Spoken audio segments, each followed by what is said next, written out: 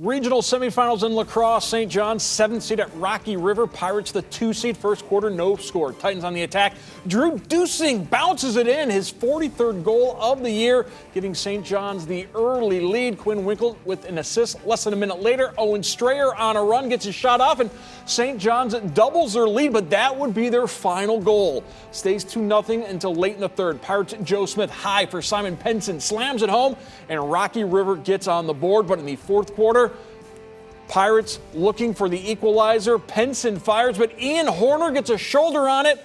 Rocky River had their chances, but the Titans stand tall. A low-scoring game, to say the least. St. John's advances to Thursday's regional final with the 2-1 victory. They'll play the top-seeded Worcester team. After today's upset, though, Titans are riding high.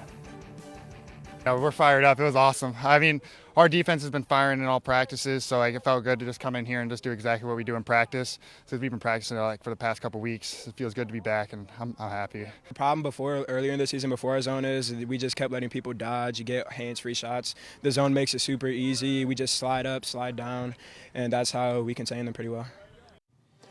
Greg Frankie and Nicole Weaving made the trip east to call the St. John's victory.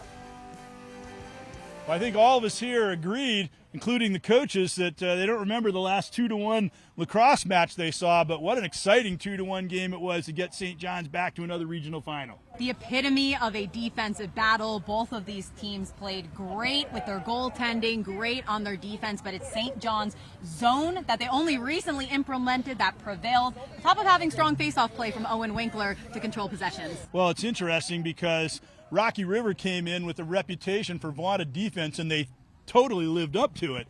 But I think it was St. John's defense that won them the game.